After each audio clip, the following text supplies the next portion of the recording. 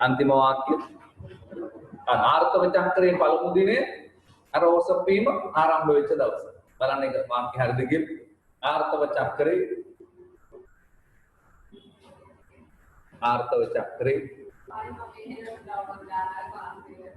පළමු දිනේ ආර්ථව චක්‍රයේ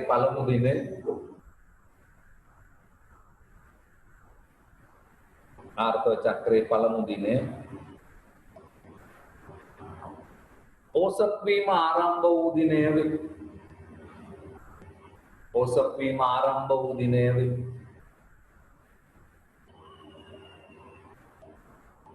ඕසප්පීම ආරම්භ වූ දිනය වේ.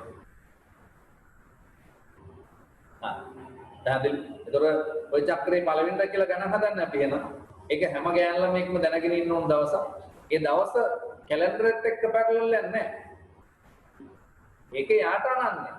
ඒතර අපි ඒක දිනයක් මාක් කරගන්න. අපි තුමුකෝ මේ මාර්තු මාසේ 15 වෙනිදා නම් මාර්තු 15 තමයි ආගේ ඕසප්පීම පටන් ගත්තේ. එදා ඉඳලා තමයි යා ගණන් හදන්නේ. ඒතර 15 එයාගේ ශරීරය තුල සිද්ධ වෙන ඕසප් චක්‍රය එක. ඒතර 15 16 17 18 19 20 21 22 23 24 25 26 27 28 29 වෙනිදා තමයි යාගේ අණ්ඩ මෝචනය වෙන්නේ. මේක හැම කාන්තාවක්ම දැනගෙන තිබිය යුතු දිනේ. හේතුවයි ඒක රිස්කි. ඒ දවස හරිය රිස්ක් එකක්. කෙනෙක් ලිංගිකව දූෂණයකට ලක් වෙන්න පුළුවන්. එහෙම වුණොත් එදාට ගැප් ගැනීමක් සිද්ධ වෙන්න පුළුවන්. එහෙමත් නැත්නම් හිතාමතා හෝ හිතන්නේ නැතුව හෝ අන්න එහෙම එකක් වුණොත් අන්න සංසේචනයක් වෙන්න පුළුවන්. ඒක හැමෝම දැනන් තියෙනවා. එතකොට ඒ දවසේ බැරි වෙලා ලිංගික සම්බන්ධතාවක් පවත්වනවා නම් උපත්පාලන ක්‍රමයන් පාවිච්චි කිරීම අනිවාර්යයි. ඒක අපේ රටේ නැති වුණාට අපි දිනුනුයි කියලා විශ්වාස කරන රටවල ඕවා හරි ක්‍රමවත් තියෙනවා. ඒ දරුවන්ව දෙමව්පියෝ දැනුවත් කරනවා. සහය දරුවන්ව ගුරු දැනුවත් කරනවා. අපේ කවුරුත් ඔය ගැන කියන්නේ ඔක්කොම හැංගිලා තියෙන නිසි ප්‍රජනනය කරන වයසට ආවයි පස්සේ යාම දරුවෙක් හෝ පිරිමි දරුවෙක් උන්ට ඒක අපෝ කියලා දෙන්න දෙයක් නැහැ. ඒක වෙන්නේ නැහැ. අපේ ළමයා එහෙම නැහැ. අපේ ළමයා ආදේශෝ එහෙම එකක් නැහැ. ඒව වෙන්න පුළුවන්. සක්කුන්ට ප්‍රජනනය කරන්න උගන්වන්නේ නැහැ අපි කොහොමද? නැහැ. මාළුවෙකුට, බල්ලෙකුට, පූසෙකුට කිසිදු සත්වයකට ඒව උගන්වන්නේව නෙවෙයි. ඒවා සබාදහම විසින් ඔවුන්ට උරුම වෙලා තියෙන දේවල්. එතකොට මොකද වෙන්න පුළුවන්? එහෙම එකකට ඉඩ තියෙන ඕන තරම්. ඒ කියන්නේ අර සාමාන්‍ය අපි කියන්නේ අර ගින්දරයක් වුණු ලං කරන්න එපයි කිය. ඉල්ලගු කොල්ලක අපි ළඟින් ඉඳලා තියන්නේ. පැහැදිලි හේතුවයි. එතකොට මේ ඒගොල්ලන් අතරේ එහෙම කායික සම්බන්ධතාව ගොඩනගෙන පුළුවන්. එහෙම වෙලා ඒක ලිංගික සම්බන්ධතාවයකට ගියොත් අන්න දරුවෙක් පිළිසිඳ ගන්න පුළුවන්. ඒක හරියට ඩේන්ජරස්. දරුවෙක් පිළිසිඳ ගත්තොත් ඒ දරුවා හදා ගන්න එපා. ඒක කරන්න බෑ. වයස අවුරුදු 18යි 19 වෙනකොට කාටවත් ප්‍රජනනය කරන්න එපා කියලා තහංචි පනවන්න බෑ. හැබැයි අපිට තහංචියක් ගන්න පුළුවන්. අපිට රික්වෙස්ට් එකක් කරන්න පුළුවන්. දරුවෝ නම් හදා ගන්න එපා. ඇයි? එකක් උඹේ এডুকেෂන් එක එතනින් ඉවර වෙනවා. මේ ජීවිතේ මෙතනින් ඉවර වෙනවා. සහාය දරුවට අසාධාරණයක් වෙනවා. දරුවට පෝෂණය ලැබෙන්නේ ආර්ථික ප්‍රශ්න ගොඩක් තියෙනවා. ඒ හින්දා අපි කියනවා ඒ වැඩේ කරගන්න එපා කියන පණිවිඩය අපිට දෙන්න පුළුවන් මිසක් අපිට කියන්න බෑ. කිසි වයසක ලැබිච්ච එකේ ප්‍රජනනයේ තහනම් වලට කියන්න බෑ. අපේ රටේ කරලා තියෙන එක ඊක තහනම් යන්නේ කොහොමද ගෙදර එහෙම කියලා හැබැයි වැඩේ තියෙන අපි දන්නේ නැතුව මක් වෙනවා. යන් අපි දන්නේ නැතුව වැඩේ ඒක අපිට වහන්න පුළුවන් එකක් නෙවෙයි. ඒක අපිට වහන්න බෑ. අපි කොච්චරුණත් නේ කෙල්ලෝ කොල්ලොත් එක්ක ඔය දැන් විශේෂයෙන් ගප්පා නේ ඒක වෙන නගර වලට වඩා බොහොම බරපතලයි. කෙල්ලෝ කොල්ලෝ මක් කරන්නද? සාමාන්‍ය පළවෙනි අන්න ක්‍රියාවලිය විතර ජොගින් පාක් එකේ ඇවිදින්න යනවා. ඒත් ඇවිදලා ප්‍රමාණවත් නැති වෙච්චාම ඊළඟ දවස් දෙකක් තුනක් ඇවිදලා වෙච්චාම දැන් සමහරව ඇදලා ඊට පස්සේ මොකද වෙන්නේ? ඊට පස්සේ කියනවා මේ පිස්සු දාන්නේ ඔය ජොගින් පාක් වල ඇවිදින්න යන බෑනේ යන්නනේ ගිහලා නිදහසේ අන්න යහන්ගත වෙලා ඉන්න පුළුවන් අන්න කාමරයකට යන්න කියලා එහෙමත් නේ යන්නේ. පැහැදිලි. ඒ ගියාම ඒ දවස කවද්ද කියන්නේ? ඒ දවස කවද්ද කියන්න දන්නේ නැහැ. ඒ ගියපු දවස තමන්ගේ ඕසප් චක්‍රේ කවද්ද දවස කියන්නේ අපි කවුරුවත් දන්නේ නැහැ. හැබැයි ඒක හැමෝම දැනගත යුතු දිනයක්. නම් එදාට අන්න යන ගමන් කියනවා මේ විකාර කතා කරන්න එපා. මක් කරමුද? නෑ අපි ගිහිල්ලා මුකුත් නොකර ඉමු. අපි ඔට්ටු සෙල්ලම් කරමු නේද? එතකොට අපිට එහෙම බෑනේ. මේ සීමාවේ ඉමු එහෙම බෑ. එතකොට වැඩි දින මක් කරන්නද?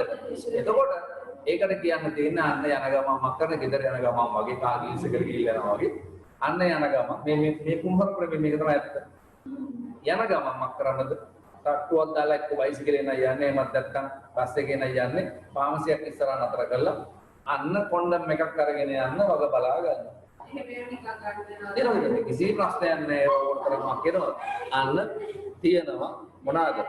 අන්න ෆාමසි වල ඒවා වුණ තරම් තියෙන්නේ මිනිස්සුන්ට පාවිච්චි කරන්න තමයි ඒවා තියෙන්නේ. ඒක අපේ රටේ දැනුවත් නැති වුණාට ලෝකේ හැම රටකම තියෙනවා. අපේ රටෙත් ඔබ ක්‍රියාත්මක කරන්න හැදුවා මේ ස්ටේෂන් වල මේ පබ්ලික් කියන්නේ මිනිස්සු ප්‍රසිද්ධිය ගැවසෙන තැන්වල මේ කොයින් එකක් දාලා කාසියක් දාලා කොණ්ඩම් එකක් ගන්න පුළුවන් ෆැසිලිටි එකක් හදන්න අපේ රටේ හැදුවා.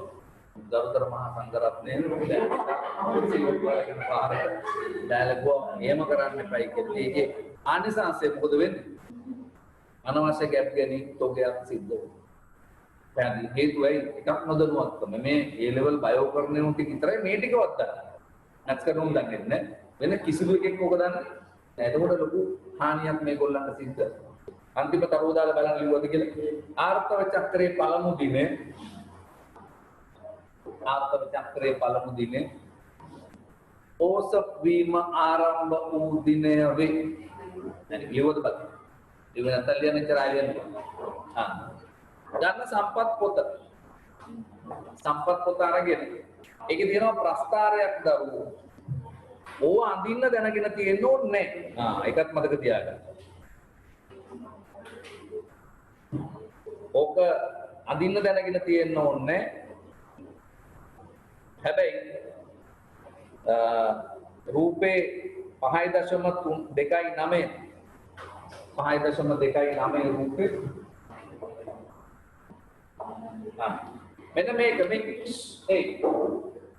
ඔබ විමුඛත ප්‍රශ්න පත්‍රයට හොම්මම මුද්‍රණය කරලා දීලා ප්‍රශ්න අහන්න පුළුවන්. ඔබ ස්ට්‍රක්චර් එකේ හොම්මම print කරලා දෙන්න. දීලා අපෙන් ඕකෙන් ප්‍රශ්න අහන්න. මෙතන ප්‍රස්තාර තුනක් තියෙනවා. දැන් පොතේ තියෙන තැන බලාගන්නකොට ඒක හැමෝම තියෙන්නේ බෝඩ් එකට. මෙතන මේ හෝමෝන වැඩ කරන විදිය එක. මේ අනිත් එක ගර්භාෂයේ ඩිම්බකෝෂයේ තුල සිවුනිකා වලට මොකද වෙන්නේ කියන එක අනිත් එක. ඊළඟ එක තමයි ගර්භාෂයේ එන්ඩෝමයිට්‍රියමට මොකද වෙන්නේ කියන එක ඊළඟ එක. මේ බලන්න ඔය තුන් දෙනා අතර තියෙන සම්බන්ධය කොයි වගේද කියලා. මේ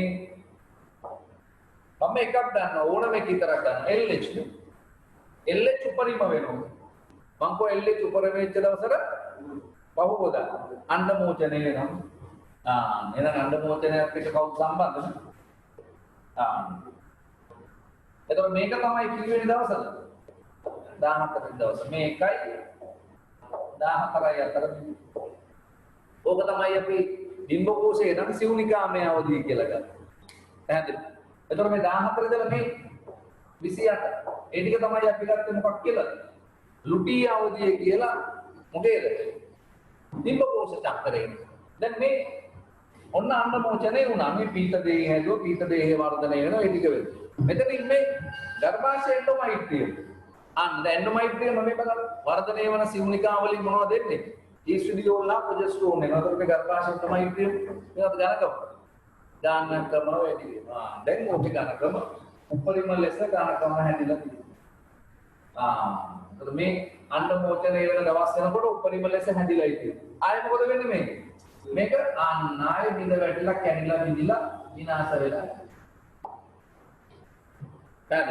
එතකොට මේකෙම පුළුවන් මේ ගර්භාෂය ඇතුලේ අපිට මේක හදන්න පුළුවන්. අන්න ප්‍රගුණ අවධිය, ශ්‍රාවීය අවධිය, ඕසප් අවධිය කියලා තුනකට බලන්න.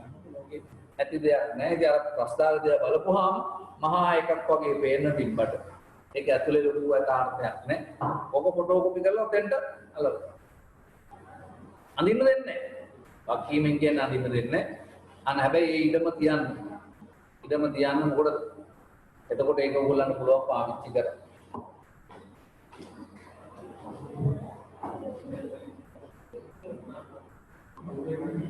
ඒක අදින්න ඉඩ තියන්න මේ 5.2 රූපය අදින්න ඉඩ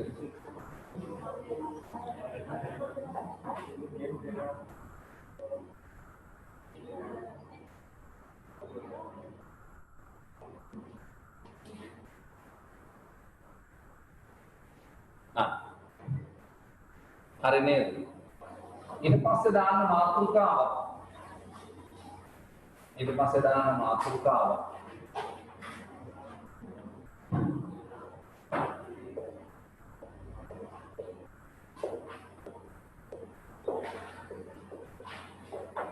ආර්තව හරණය.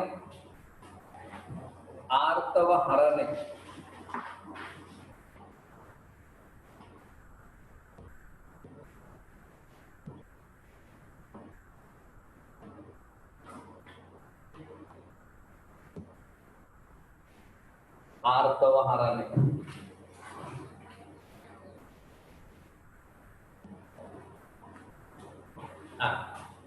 දැන් මෙහෙමනේ උනේ. මේ බලන්න. පූර්ව පිටියට තියෙන FSH LH ආව. ඒ FSH LH රුධිරය ඔස්සේ අන්න ඩිම්බ කෝෂ වලට ආපුවාම ඩිම්බ කෝෂ වල තියෙන සිවුනිකා කලබල වෙනවා. right? කලබල වෙලා ඒගොල්ල අන්න වර්ධනය වෙන්න පටන් අරන් වර්ධනය අන්න අවසන් වීම දක්වා යනවා. එහෙම නෙවෙයි. හැබැයි දැන් මොකද වෙන්නේ? පූර්ව පිටියට තියෙන FSH LH ආවට ඒ FSH LH වලට ඩිම්බ කෝෂ ප්‍රතිචාර දක්වන්නේ නැහැ. හරියට නිකන් ඔබ ඇමතු අංකය භාවිතය නොමැතව. ඇමතුමක් දෙනවා නමුත් ඒක ක්‍රියාත්මක වෙන්නේ නැහැ. ඒතර අපි කියනවා මොකක් කියලාද? අන්න පූර්ව පිටියුටරියෙන් ශ්‍රාවය වන FSH LH වලට කවුද? ඩිම්බ කෝෂ සංවේදීතාවය අඩුවීම හේතු කොටගෙන අන්න අණ්ඩ මෝචනයත් නතර වෙනවා. අණ්ඩ මෝචනය නතර වුණා නම් අණ්ඩ මෝචනය නතර වුණා නම් ඊට පස්සේ එන්ඩෝමයිට්‍රියම් ප්‍රගුණණය වෙනවද? නැහැ. ඒ පිට දෙය හැදිලාද? නැහැ. ඊස්ට්‍රඩියෝල් ප්‍රොජෙස්ටරෝන් එනවද? නැහැ. එහෙනම් එන්ඩෝමයිට්‍රියම් ඩෙවලොප් වෙන්නේ නැහැ. එහෙනම් ආර්තව චක්‍රයත් මොකද වෙන්නේ? නතර වෙන්නේ. ඒක අපි කියනවා ආර්තව හරණය නැත්නම් ආර්තව භාවය ආර්තවය අභාගයට. ඒක කොහොමද කෙටියෙන් ඕක කියන්නේ? පූර්ව පිටියුටරියෙන් ශ්‍රාවය වන FSH LH වලට ඩිම්බ කෝෂ ප්‍රතිචාර දැක්වීම සිදු නොවීම හේතු කොටගෙන නැත්නම් ඩිම්බ කෝෂවල සංවේදීතාවය අඩු වීම හේතු කොටගෙන. පැහැදිලි? සමහරුන්ගේ පස්සේ යනකොට ඇඟේ ගෑවුනත් ඇති හැරලා බලනවා සංවේදී අධිසංවේදී. සමහරුන්ගේ ඇඟට නැග්ගොත් විශ්වාසය යන්නේ. ඒ සංවේදීතාවය අඩුයි. මේකත් එහෙමයි මොකද්ද? අර FSH LH දැන් තරුණ කෙනෙක්ගේ නම් FSH LH බ්ලඩ් වලින් ආපු ගමන් කොටද ඩිම්බ කෝෂ වලට සිවුනිකා කලබලලාමක් එනවද? දැන් නිකන් හිතන්නකෝ පළවෙනි ඩිම්බ කෝෂයට ආවේ කියලා FSH LH ඒකේ සිවුනිකා කලබල වෙලා ඒව වර්ධනය වෙනවා. සමහරවිට අනිත් ඩිම්බ කෝෂයකට ගිහිල්ලා FSH LH මොකද වෙන්නේ? ඒකේ සිවුනිකා කලබල වෙලා ඒවත් වර්ධනය වෙලා අපට මෙන්න අම්මගේ ඩිම්බ කෝෂ දෙකෙන් එකපාර ඩිම්බ දෙකක් එළියට එනවා. ආපු ගමන් මොකද වෙන්නේ බබ්බු? ඇයි එකක් ඉල්ලන්නකො දෙකක් කියලා එකපාර බබ්බු දෙකක් දෙන්න. පැහැදිලි? එහෙම තමයි නියුණු ඇති වෙන්නේ. දෙකක් නෙමෙයි තුනක් වෙන්නත් පුළුවන්. ඒ නෑ කලබල වෙලා. ඇයි ඩිම්බ කෝෂවල අධිසංවේදී වීමත් එක්ක. දැන් මේ කියන්නේ ඒක නෙවෙයි. මේ සංවේදීතාවය මම කියනවා අඩු වීමත් එක්ක අන්න අණ්ඩ මෝචනයේ නතර වෙලා ආර්තව චක්‍රයේ නතර වීම ආර්තව හරණය මේ අවුරුදු 45 50ක් වගේ වයසක් වෙනකොට ස්ත්‍රීන් තුල සිදුවන සෝචනීය ක්‍රියාවලිය. පැහැදිලි. මේකත් එක්ක සිදුවෙන සිදුවීම් ගොඩක් තියෙනවා මම නිකන් කියන්නම්. ඒක ඕලා සිලබස් එකේ ඉතර තදට දාලා නැහැ. මේක දැනගන්න ඕන ගෑනු සහ පිරිමිත් දැනගන්න ඕන. එකක් තමයි අණ්ඩ මෝචනයේ නතර වෙන එක. දෙක තමයි අපි දන්න ඕසප් චක්‍රයේ නතර වෙන එක. දැන් ඕසප් චක්‍රයේ නතර වීමයි අණ්ඩ මෝචනයේ නතර වීමත් එක්ක මේ යෝනික තරලය මේ යෝනි මාර්ගයේ නිපද වෙන ශ්‍රාවයන් අන්න අඩු වෙනවා. එවිට ඒගොල්ලන්ගේ ලිංගික ක්‍රියා සංසර්ග ක්‍රියාවලිය වේදනාකාරී වෙනවා. ඉතින් ඒ සඳහා දියුණු ලෝකයේ විවිධ උපක්‍රම තියෙනවා. නමුත් ඉතින් ග්‍රාමීය ජනතාව ඒවා දන්නේ නැහැ. ඒගොල්ලන්ට ලිංගික ක්‍රියාවලිය වේදනාකාරී වෙනකොට ගෑනු මිනිස්සයා කියනවා මිනිස්සයාට ඔය පිස්සු කතා කරන්න ඕවා කරන්න බෑ දැන්. මේමයි මට හරි අමාරුයි මේක වැඩේ අතහැරලා දාන්න. ඊළඟ කාරණේ තියෙන්නේ අන්න මේකත් එක්ක මේ හැම වියලීම හා රැලි වැටීම සිද්ධ වෙනවා. පැහැදිලි. ඊළඟ එක හැම වියලීම රැලි වැටීම වෙනවා. ඊළඟ එක තමයි අන්න මේගොල්ලන්ගේ මේ හැම අස්ථි පද්ධතිය ආශ්‍රිතව තියෙන රෝගාබාධ එන්න පටන් ගන්නවා. අපි ඉගෙන ගන්නවා අස්ථි වෛවර්වය, අස්ථි පර්වදාහය, රොමැටොයිඩ් ආතරයිටිස් සම්මල කියන්නේ හොඳට දෙනවා මගේ. මොකක් හරි එකක් අතට අල්ලපුවාම මකිනවා. අත හිරි වැටලා වැටෙන්න බලන්න. මේ ජොයින්ට්ස් වල අමාරු ආන්න ඕවා එන්න පටන් ගන්නවා. ඉතින් ඔය ඔක්කොම ටික එකපාරනේ 50යි දෙන්නේ. 50 45 50 වෙනකොට අණ්ඩ මෝචනය නතරන ඒක නම් දැයෙන්නේ. ඕසප් චක්‍රේ නතරන ඒක දැයෙනවා. ඒකට ඔළුවට එනවා. දැන් ඕසප් වෙන්නේ දැන් මම වයසයි. හැම රැලියට එන්න පටන් ගන්නවා. එල්ලල වැටෙන්න ගන්න අත මෙහෙම කරපුවාම මෙහෙන් එනවා. පැහැදිලි නේ අතේ අර මේ මේවල තියෙන මේද තට්ටු එල්ලිලා වැටෙන්න පටන් ගන්නවා. ඒත් එක්ක නේ දැන් ලිංගික ක්‍රියාවලිය වේදනාකාරී වෙන්න පටන් ගන්නවා. ඒකත් එක්ක මොකද වෙන්නේ? නොරුස්සන ස්වභාවයක් එන්න කොයියලේ පොඩ්ඩක් අලපැනලා ඉන්න ගතියක් තියෙනවා. ඒකද තමයි ස්කූල් වල ටීචර්ලා වෙනවා 55න් පෙන්ෂන් යවන්නේ. ඒගොල්ලෝ ස්කූල් ගියා ගන්න බැයි. තියාගත්ත නම ළමයි. ඉතල ප්‍රශ්නය වහන්න කොයියලේ තින්නේ අන්න ආවේගකාරී වෙන්නේ. ඔය කියන ප්‍රශ්න ටික එකපාර එනවනේ. 45 50 එනකොට ටික ඔක්කොම එනද කවුද? පිරිමි තේරුම් ගන්න ඕන. ගෑනු එයින්ද තමයි 45 50 කරවට කොට යන්න පටන් ගන්නද? පන්සල් යන්න පටන්. කතෝලිකයෝ පල්ලි අතු ගන්නවා. ඉවරයි. අතු ගන්නවා හැමදාම පුළුවන් තරම් ධාර්මික කටයුතු වලට යන්නේ මොකක් එක්කද? අර නැත යන අර්ථය පහළ වීමත් එක්ක මොකද? අනිත්‍ය මෙහෙණි වෙනවා. ලියෝමාන වින්නක් දිව අහෝ කියලා පැහැදිලි. එක වාක්‍යයකින් කියන හැබැයි පුතෝ මම මේ කියන කතන්දරය ඇතුලේ එක වාක්‍යයකින් ලිය. අපි දැන් මාර්ථව හරණය කියලා එයාට දෙලියන් పూర్ව පිටිඋතරයෙන් නිපදවන పూర్ව පිටිඋතරයෙන් නිපදවන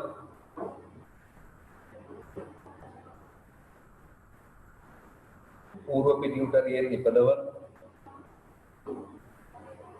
FSH හා LH වලට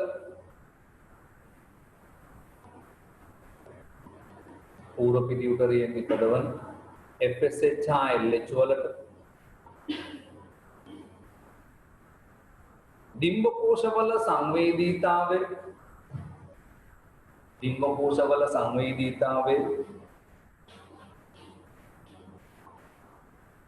ඩිම්බකෝෂවල සංවේදීතාවය අඩුවීම හේතු කොටගෙන ඩිම්බකෝෂවල සංවේදීතාවය අඩුවීම හේතු කොටගෙන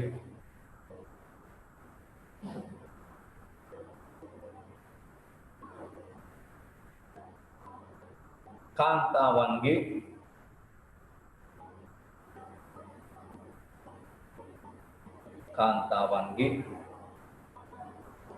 ඩිම්බකෝෂ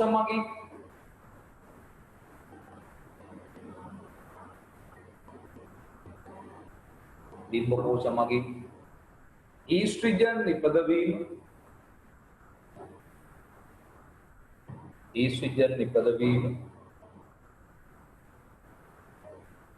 අඩුවී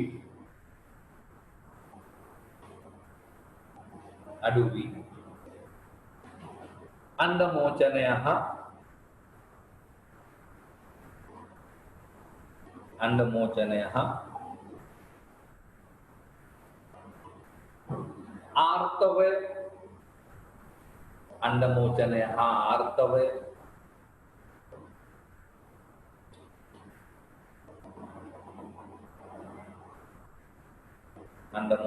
හා ආර්තවය නතර වීමේ ක්‍රියාවලිය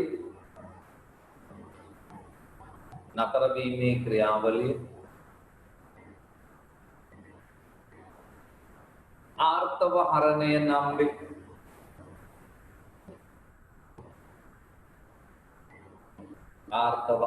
නම් වේ.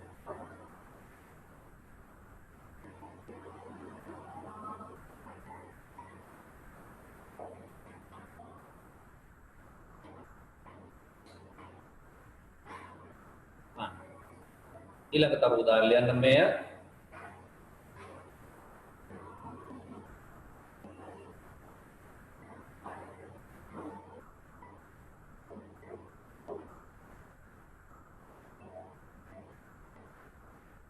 මෙය වයස අවුරුදු 45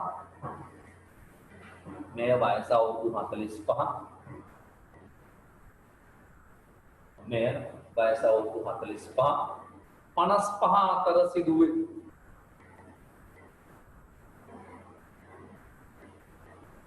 මෙය වයස අවුරුදු 45 55 අතර සිදුවේ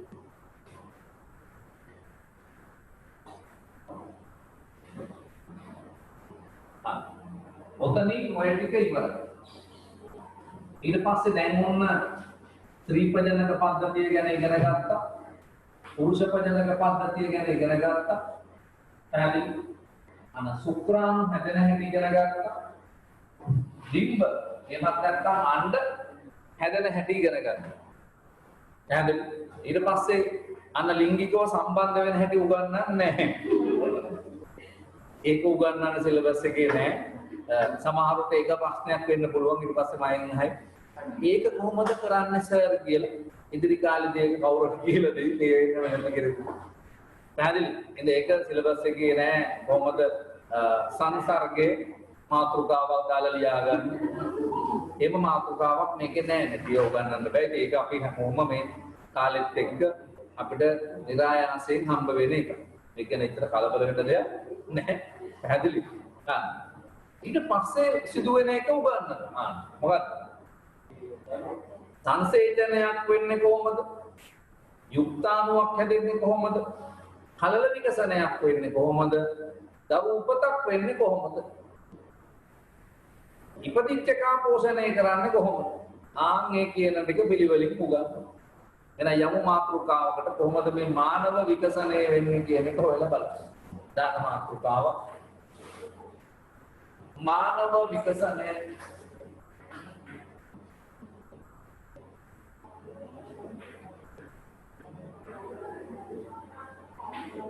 මාතෘකාවක් දාන්න මානව විකසනය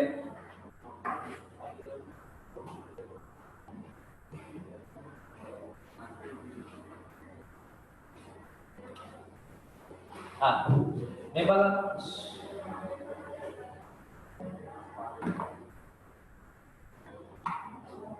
අපි දන්නේ එක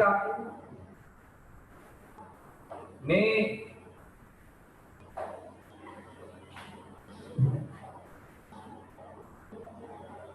දැන් මේ වෙනකොට ගර්භාෂය හැදිලා තියෙන්නේ. ඒක හඳුනා ගන්න පුළුවන් ඔය ගෑන ළමයිට. තමන්ගේ ඕසප් චක්‍රයේ ඕසප් වෙන්න ආසන්න දිනය වෙනකොට අපි හිතමුකෝ තමන් දන්නව නම් ඕසප් චක්‍රයේ පළවෙනිද දන්නව. එහෙමනම් ඊළඟ 28 නෙමෙයි චක්‍රය යන්නේ. 28ක් 29ක් 30ක් වෙන්න පුළුවන්. ඊළඟ ඕසප් වීම අපි හිතමුකෝ මගේ දින 28 සම්පූර්ණ වෙන්නේ හෙට නැත්නම් අනිද්දා කියලා. අද අපි මේ යටිපඩ අල්ලලා බැලුවොත් අපිට පේනවා පොඩි ප්‍රසාරණය වෙච්ච ගතිය. ට වෙනවද? දන්නේ කොහොමද? ඒ විද්‍යාව උගන්වන්නේ ඒකද? ඒකද මට එකක් ගැන අවබෝධයක් නැහැ. ඒක ගෑන් ළමයි උත්තර කියයි මාත් එක්ක වැඩි ඔව් සර් කියලා. හරි. ඒක යටිපඩ පොඩි ප්‍රසාරණයක් තියෙනවා. ඇයි අර උදරේ පහලින් තමයි ගර්භාෂයේ තියෙන්නේ. ගර්භාෂයේ තියෙන උදරයේ පහලින් අපි මේ අඳින කලිසමාදින බෙල්ට් එක හරියට මොකද තියෙන්නේ. ඒ හරියට පොඩි ප්‍රසාරණයක් එන්න ගන්න. ඒතකොට දැන් මේ වෙනකොට එහෙනම් ගර්භාෂය මක් වෙලා තියෙන්නේ. හොඳින් විකසනය වෙලායි තියෙන්නේ. කලලේ අධිරෝපණය කරා. දැන් මේ දැන් ඔන්න පැලෝපියන නාල තුල තමයි සංසේචනය වෙන්නේ. සංසේචනය වෙන්නේ පැලෝපියන නාල තුල. ඔය පැලෝපියන නාල තුල සංසේචනය වෙන යුක්තාණුව දැන් මොකද වෙන්නේ?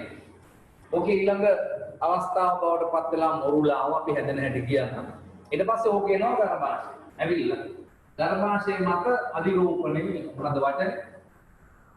අධිරෝපණය. අපි ගස්සිතෝනවා කියන්නේ රෝපණය කරන රුක්රෝපණය. ඒක මේක අධිරෝපණය. මෙන්න මේ සංසේචනයත් එක්ක කල්ල විකසන ක්‍රියාවලිය පටන් ගන්නවා. ගර්භණී කාලේ සති 38.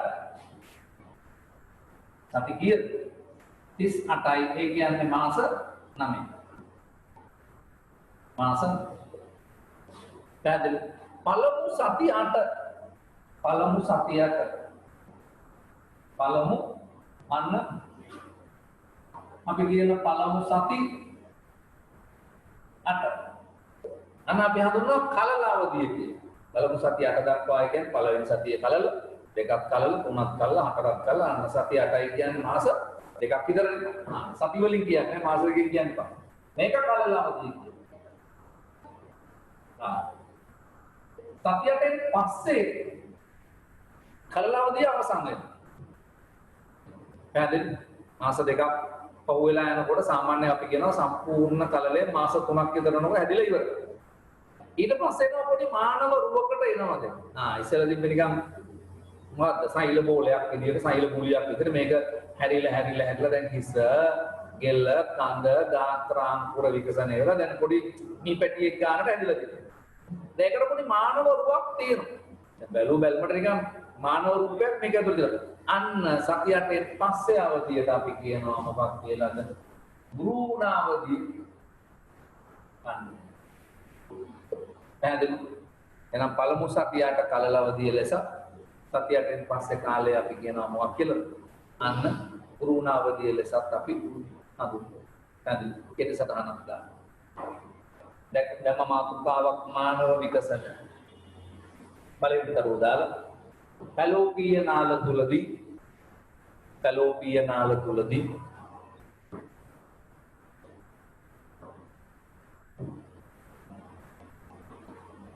පැලෝපීය නාල තුලදී ඩිම්බය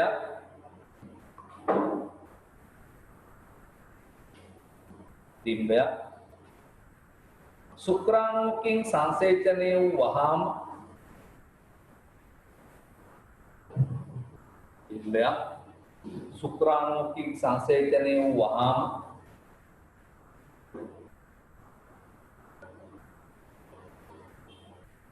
නව ජීවියෙකු සෑදීම ආරම්භයි. නව ජීවියෙකු සෑදීම ආරම්භයි.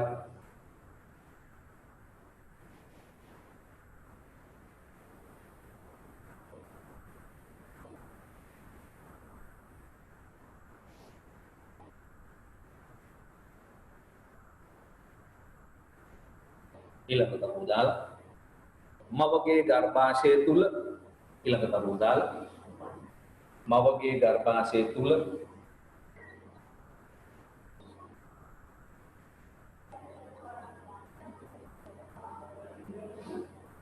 සංසේචනයේ සිට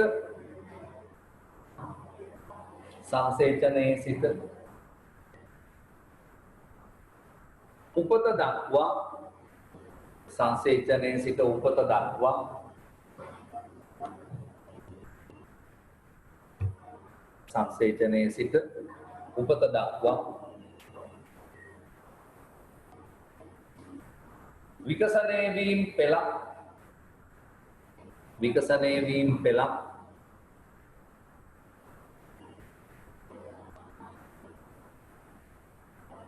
සිදුවන අතර විකසනය වීම පෙළක් සිදුවන අතර ඒ සඳහා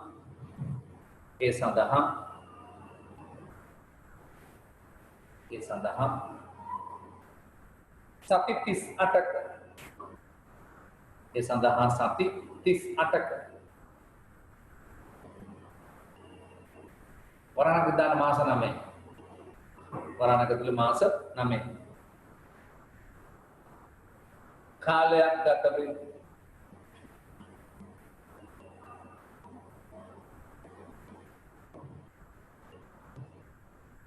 ඊළඟට අපි දාලා මානව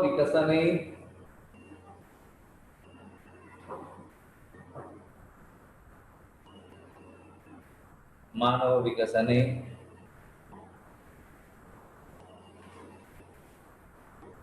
පළමු සති 8 මානව විකසනයේ පළමු සතියට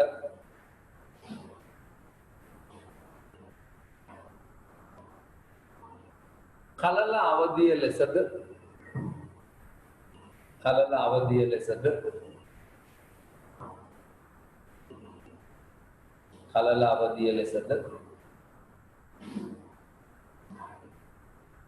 ඉන්පසු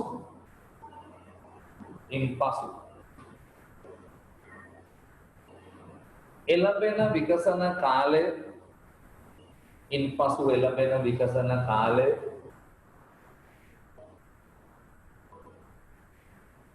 වෙන පාඩකින් ලියන්න. භ්‍රූණ අවධිය ලෙසද භ්‍රූණ කැපිටල් භ්‍රූණ අවධිය ලෙසද හඳුන්වයි.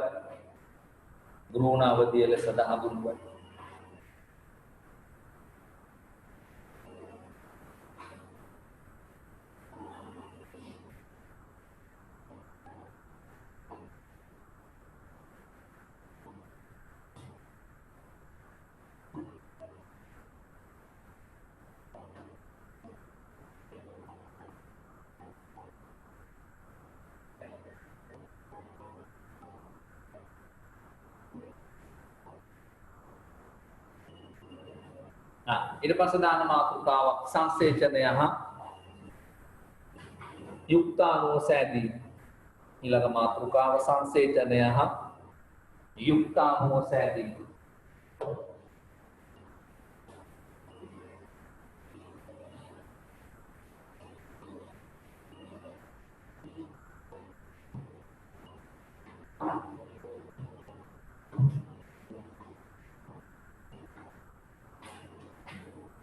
සංසේචනය හා යුක්තාණුව සෑදීම. එබල මේ අන්න අපි දන්නවා යෝනි මාර්ගය තුළට වසර මේ වරකට සුත්‍රාණු මිලියන ගාණක් ඇතුළත. පැහැදිලි? අන්න මේ වෙනකොට අන්න විකීකාංග සෛලය ඇවිල්ලා ඉන්නකොට පැලෝපියන ආලය තුළට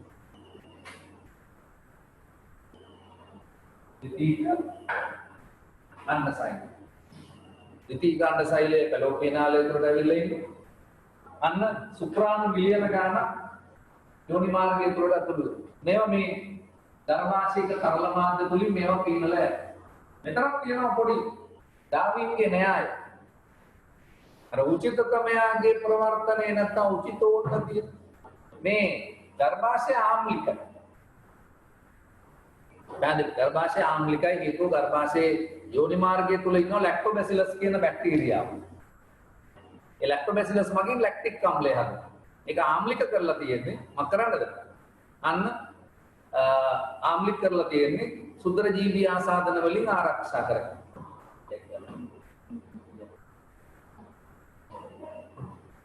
හරි එතකොට අපි කියනවා මොකක් කියලාද?